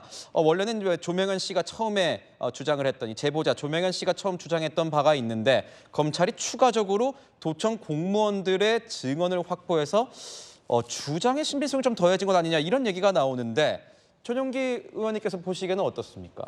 그러니까 뭐 과도한 측면들이 있죠. 실제로 경기도의 공무원들이 사모님만을 수행하는 팀들이 따로 있다라고 하는 것은 사실 상식적으로 납득이 되지 않지 않습니까?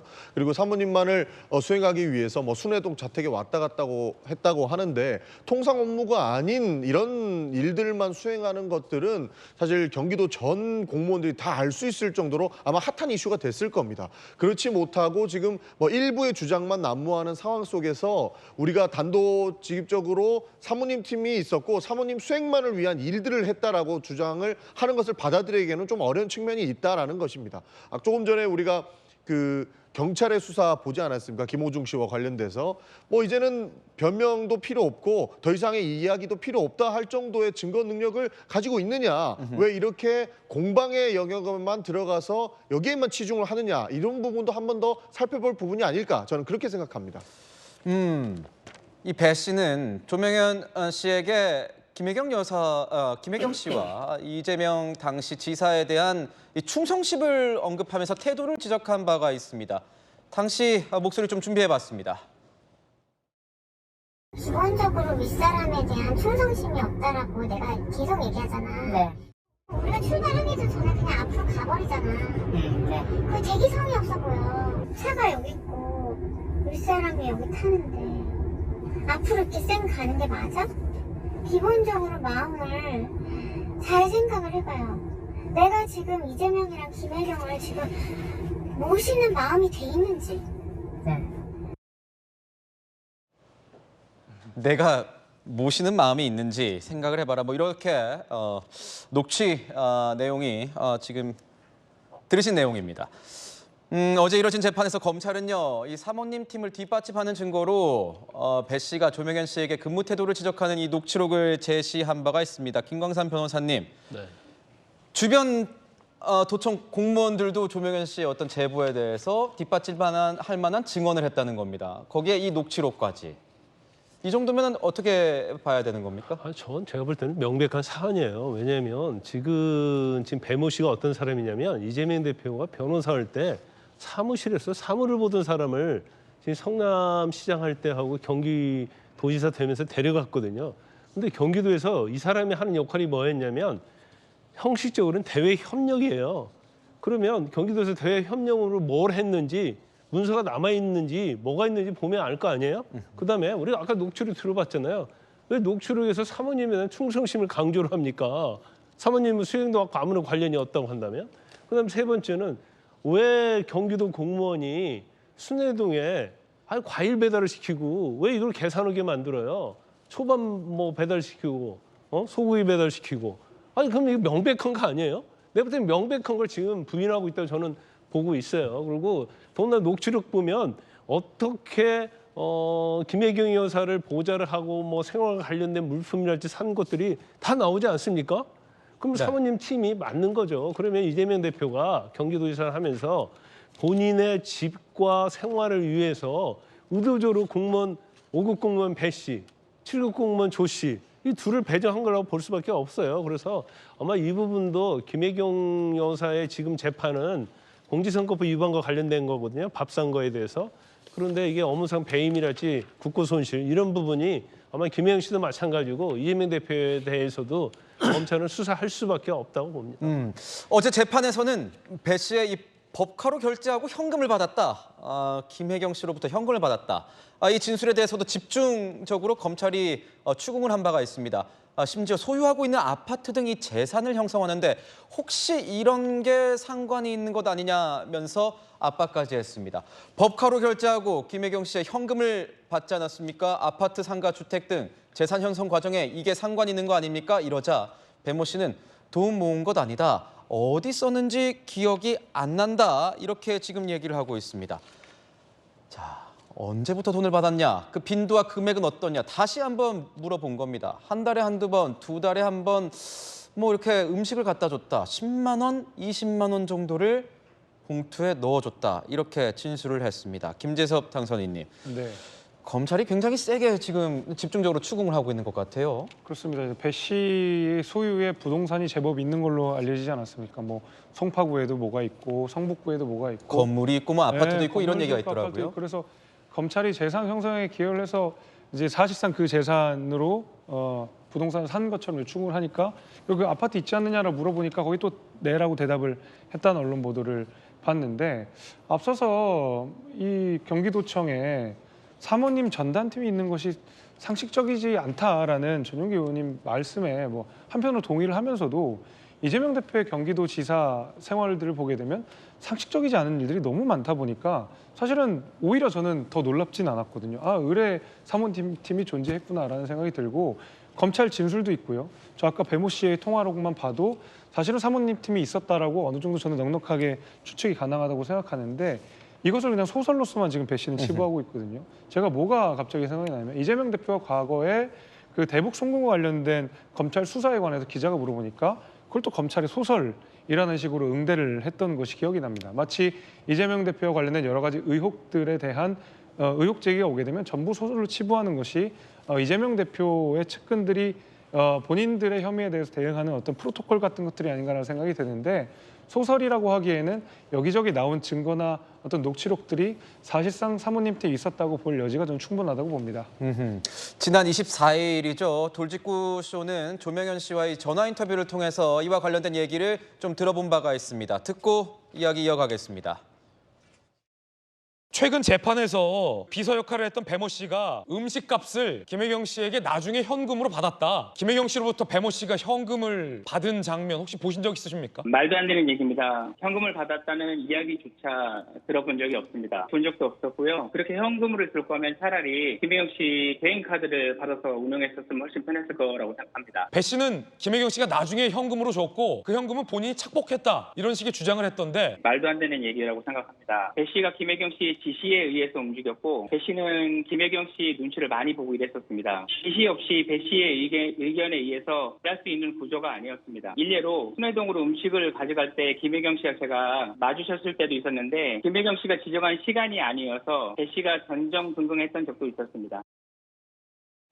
이 조명현 씨의 말에 따르면 이 배 씨가 버커로 먼저 결제하고 음식 대금을 현금으로 받는 모습은 듣지도 보지도 못했다. 이겁니다. 어제 재판에서 나온 배 씨의 주장과 좀 배치되는데 여선웅 행정관님은 어떻게 보셨습니까? 사실은요, 저는 약간 좀 근본적인 질문이 조금 있는데, 그러니까 예를 들면은 이 법카 유형 관련해 가지고 대선 기간에 이재명 대표와 김혜경 여사가 본인이 직접 다 사과하고 법적으로 처벌받겠다 문제가 있으면 이런 이야기 다 했거든요. 그런데 지금 계속해서 이야기 나오는 게 지금 그 배모 씨의 재산 형성 과정이라든지 그리고 지금 또 조명현 씨가 이야기하는 부분들이 사실 본질과 약간 거리가 다른 부분이다. 본질과 거리가 멀다 이런 이야기를 하고 싶어요. 그러니까 설사 이제 그렇게 이야기가 나와가지고 사실로 밝혀지면 그건 책임지면 될 일이거든요. 그러니까 배모 씨 같은 경우에도 지난 2월에 이제 징역형 실형이 나왔는데 집행유예랑 같이 나왔는데요. 관련돼서 법원이 인정한 혐의는 공직선거법 10만 원 위반이에요. 지금 김혜경 씨 관련해서도 굉장히 소액입니다. 그러니까 이게 제가 옹호하려는 게 아니라 그냥 굉장히 약간 작은 사건인데 그리고 그에 대해서 문제가 나오면은 처벌을 받으면 되는데 자꾸 별건으로 다른 이야기까지 같이 가면서 저는 이게 김혜경 여사나 민주당 또 이재명 대표 측을 그냥 흠집내고 망신 죽이고 약간 악마하는 과정이다. 좀 이렇게 좀 바라보고 있습니다. 네. 이 재판 사항도 지금 굉장히 굴러가고 있는 상황입니다. 지켜보도록 하겠습니다. 다음 이슈 넘어가도록 하겠습니다. 국민의힘 총선 백서 특별위원회가 한동훈 전 비대위원장과 대통령실 관계자 면담을 추진하는 것에 대해서 당내 친한계에서 반대 목소리가 나오고 있습니다. 세 번째 주제 공개하겠습니다. 백서팀이 특검이냐? 아직도 총선 논쟁. 장동혁 수석 대변인은요, 한동훈 위원장 때 사무총장을 맡아서 함께 총선을 치른 대표적인 친한계 인사로 지금 알려져 있습니다. 한 전 위원장이 면담 방침에 대해서 특서팀의 이 한 전 위원장 면담 방침에 대해서 강하게 반발했습니다. 아니, 총선 백서팀이 특검팀은 아니지 않냐? 책임지고 물러난 당대표를 면담하고 백서 집필한 적이 있냐? 당시 사무총장이었던 재계 확인하면 되는 것 아니냐? 이렇게 지금 반발했다는 겁니다. 김재섭 당선인께서 보시기에는 어떻습니까? 좀 특서팀이 과도한 겁니까? 어떻습니까? 백서팀이. 저는 백서팀이 성역이 없이 정말로 문제가 있다고 생각하는 모든 부분들에 대해서 탐구하고 그리고 책임 소재를 찾아보는 것은 굉장히 중요하다고 생각하는데 지금 총선 백서 TF가 계속 정치적으로 얼룩지는 이유가 왜 한 사람만 타겟으로 하느냐라는 거거든요. 예를 들면 한동훈 위원장의 책임론도 있을 수 있고 대통령실에 대한 책임론도 있을 수 있습니다. 그렇다면 이것을 공히 다룬다고 한다 그러면 사실 정말 백서 TF가 총선 참패 원인을 철저하게 규명하려고 하겠구나 정도의 인상을 당원들께서 그리고 국민들께서 받으실 수가 있겠는데 사실 한쪽 부분 좀 빼놓고 왜 설문지에는 한동훈 위원장의 책임론만 끌고 놓는가? 왜 한동훈 위원장을 직접 면담하려고 하는가라는 물음이 이제 일어나게 된다라는 것이죠. 게다가 물론 불출마 선언을 했지만 그 전에 당 대표로 계속 한마평에 올랐던 조정은 의원이 아무래도 이 전당대회를 의식하고 한동훈 위원장을 말하자면 저격하는 게 아니야 이런 일각의 시선들도 분명히 있었던 것이 사실이거든요. 네. 이런 어떤 정치적인 외풍들에서 좌우하다 보니까 한동훈 위원장에 대한 면담 역시도 이렇게 많은 비판들을 받고 있다고 생각이 되고 총선 백서 TF는 철저하게 총선이 왜 패배를 했는지를 규명을 해야 되는 것이지 그것이 특정인을 향한 것이거나 아니면 특정인을 배제하기 위한 것이거나 아니면 특정한 정치적 목적이 있거나 정치적 시기를 고려하거나 이런 식으로 되면 총선 백서 TF 자체의 취지가 저는 어긋난다고 생각해서 지금이라도 정말로 공히 어떤 문제가 있었는지를 파악하는 그런 어떤 백서 TF로 발돋움했으면 좋겠다는 생각입니다. 정치적 요소를 좀 고려해서는 안 될 것 같다. 이런 백서팀만큼은 이런 의견을 주셨습니다. 삼성전자 대표이사 출신으로 한 전 위원장에 의해서 22대 총선 인재로 영입된 고동진 국민의힘 서울 강남병 당선인이요. 한 전 위원장에게 총선 참패 책임을 오롯이 지우는 건 좀 부당하다. 이렇게 얘기를 했습니다. 들어보시죠. 얼마 전까지만 해도 잠시 이제 좀 쉬어야 되는 시간이었고 같이 식사를 한번 했어요. 당분간 좀 휴식을 좀 취하는 게 좋지 않냐 그런 이야기를 좀 나눴습니다. 두 분만 식사를 하신 건가요? 예. 예. 딱 100일 했어요. 100일. 석 달 열을 한 사람한테 이게 당신 책임이고 이걸 뒤집어 쓰고 나오면 안 돼. 라고 내부에서 이렇게 얘기가 나오는 거는 저는 조금 좀 지나치지 않은가. 네, 지역 구민입니다. 지금 강남병 당선인이니까 여기에 이 지역에 이제 한동훈 전 위원장이 살고 있는 건데 지역 구민인 한동훈 위원장과 5월 초에 단둘이 식사했다. 그때는 좀 쉬는 게 어떻겠냐 이렇게 얘기를 했다고 하는데 지금은 정치 석 달 열을 한 사람, 100일 정도 한 사람한테 책임을 다 뒤집어 쓰고 나오지 말라는 건 좀 지나치지 않느냐 이렇게 얘기를 했다는 거예요, 김광산 변호사님. 지금 야구를 하잖아요. 야구를 하는데 9회 말이 됐어요. 근데 질 것 같아요. 한 방이 필요해요. 그래서 구원 투수를 등판을 합니다. 근데 구원 투수가 결국 막지 못해서 졌어요. 그러면 이 야구의 패배 책임은 구원 투수에게 있는 겁니까? 그건 아니잖아요. 그 얘기를 지금 하고 있는 거예요. 그래서 아까 우리가 총선 백서 얘기도 했는데 이 어떤 책임의 자체를 물론 일부는 있을 수 있겠죠. 그걸 부인하는 게 아니고 그거 자체를 마치 한 위원장에게 있는 책임 있는 것좀 전적으로 몰아가는 것은 잘못됐다고 얘기를 하는 것 같아요. 그리고 총선 백서 관련해서 한 말씀 드리자고 한다면 총선 백서는요. 객관적 입장에서 왜 그렇게 엄청나게 패배를 했는지에 대한 것을 원인을 분석하고 결과를 내는 거 아닙니까? 그러면 객관적인 분석을 해야 하는 거예요. 근데 마치 한동훈 비대위원장을 면담을 해서 책임이 뭐가 있는 것처럼 조사하는 생세에 어떻게 그런 게 되는 거예요. 면담하는 순간요. 한동훈 장관을 책임으로 몰아간 것처럼 느끼는 거예요. 그렇다고 하면 대통령의 책임도 있다고 한다고 하면 대통령도 면담에서 원인 분석을 할 겁니까? 면담에서 원인 분석을 할 수 있는 내용이 아니에요. 경우에 따라서는 설문 정도를 하겠죠. 서면으로.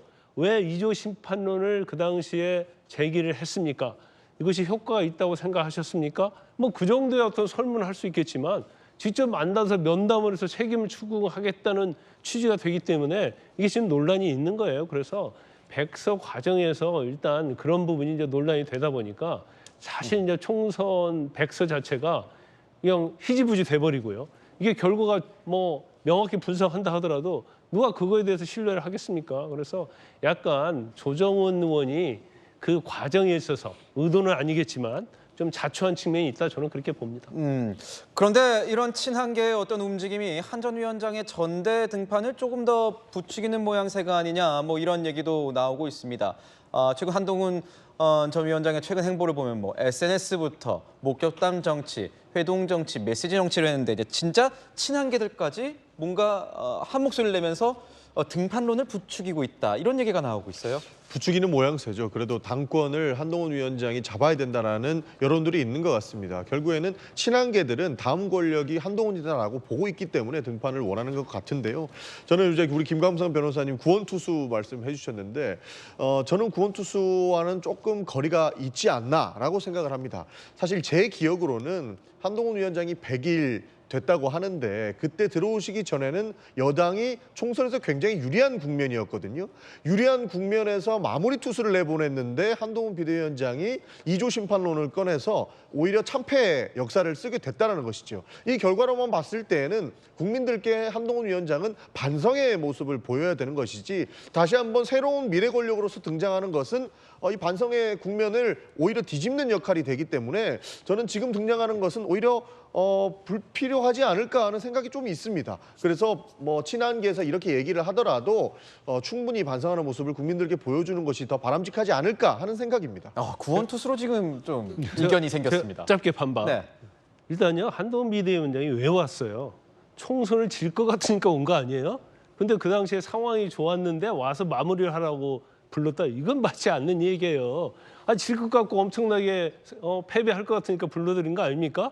불러들였기 때문에 구원투수고 막판에 불러들인 거예요. 처음부터 불러들인 게 아니고 거기에 대해 아까 책임을 묻는 것은 문제가 있다고 보는 거고 전윤기 의원이 말한 것처럼 그때는 총선이 완전 져서 방법이 없다 할 정도에서 구원투수를 부른 거예요. 그렇기 때문에 이걸 뭐 굉장히 분위기가 좋았는데 마무리 투수를 불렀는데 실패를 했다. 이 표현은 맞지 않는 것 같아요. 네. 한동훈 전 위원장 관련해서요. 오늘 정치 시그널에서요. 이 국민의힘 관계자가 출연을 했습니다. 이 면담과 관련된 이런 얘기를 했습니다. 김종혁 전 비대위원입니다. 들어보시죠. 또 일부 친윤 인사들이 선거 끝나자마자 선거 패배의 책임은 한동훈에게 있다. 뭐 이렇게 얘기했다는 사실들이 소문으로 퍼지면서 네. 그러면서 백서 자체의 신뢰성 이 굉장히 훼손당한 거죠. 경찰들이 어떤 예. 증거물을 수집하는데 그 증거물이 다른 사람이 지문이 묻어 있거나 오염되면 쓸 수가 없게 되잖아요. 그것처럼 우리 백서가 처음에 출발할 때는 그 큰 꿈을 가지고 했지만 이게 좀 오염됐다 정치적으로 뭐 이런 얘기를 들으면서 동력을 상실하게 된 그런 현상인 것 같아요. 백서가 동력을 잃었다, 뭐 오염돼 있는 측면이 좀 있는 거 아니냐, 뭐 이런 의견을 줬네요. 그러니까요. 이게 이제 백서는 제가 제일 중요하게 생각했던 것이 첫 번째로는 정말 성역 없이 이야기해야 된다. 두 번째는 오염되면 안 된다. 그러니까 다시 말하면 정치적인 외풍에서 자유로워야 된다. 이런 얘기가 됐는데 지금 백서 TF는 정치적 외풍도 아니었고 뭐 어떤 성역의 문제도 아니었고 스스로 좀 이렇게 말하자면 좀 얼룩지게 했던 면이 좀 강하다고 봅니다. 제가 앞서서 말씀드렸지만은 처음에 한동훈 책임론 여기에 대한 설문문항만 있었다는 것부터 이거 뭐지? 이런 질문이 나올 수밖에 없거든요. 국민의힘에서 그 설문을 응했던 많은 분들이 아마 비슷하게 전언을 하실 거라고 저는 생각이 됩니다. 물론 한동훈 위원장 당 대표격인 비대위원장으로서 선거를 총 책임졌기 때문에 거기에 대해 책임 없지 않습니다. 물론 책임이 있고 그 책임 때문에 본인 스스로가 사퇴한 거 아니겠습니까? 그 책임을 지겠다고 이야기하고 내가 부족했다라고 스스로 시인하면서 사퇴를 했기 때문에 한동훈 위원장의 책임이 없다고 할 수 없습니다. 그러나 지금 이 선거 과정 속에서 저도 그 선거를 치렀지만은 과연 한동훈 위원장이 이 총선 참패의 가장 큰 원인이냐에 대해서는 저는 의문이 드는 것이 오히려 그 당시에 여권에서는 굉장히 많은 악재들이 있었습니다. 뭐 대통령 발도 있었고요. 경제적으로 어려운 문제도 있었고 물가 문제도 있었고요. 여러 가지가 있었는데 그 가운데서 그 많은 지지율 하방 압력을 한동훈 위원장이 혼자서 굉장히 어렵게 좀 견뎌냈던 느낌이 저 개인적으로 좀 있거든요. 왜냐하면 저희 도봉구에서도 여러 번 지원 유세를 좀 왔는데 마지막에는 그냥 뭐 밴드 같은 것들을 잔뜩 붙이고 목 두시고 굉장히 그 피곤한 기색이 역력했던 것을 제가 몇 차례를 봤기 때문에 그리고 일정을 소화해 보면 이재명 대표랑 비교해서 거의 한 2배 정도의 지역 일정들을 순회하는 걸 보면서 사실은 한동훈 위원장이 그렇게 온전히 다 책임을 물을 수 있을 것이냐에 대한 저는 좀 의문이 있습니다. 네. 한동훈 전 위원장에 대한 여러 가지 얘기들이 나오고 있습니다. 이런 가운데 나경원 국민의힘 서울 동작을 당선인은 한 전 위원장의 전대 출마설 관련해서 다소 부정적인 입장을 내놨습니다. 들어보시죠. 지금 현재 시점은 뭐 한 위원장하고 용산하고는 밥도 안 드시는 거 뭐 쉽지 않은 부분도 있는 것 같은데 제가 한동훈 위원장이면 출마하지 않을 것 같아요.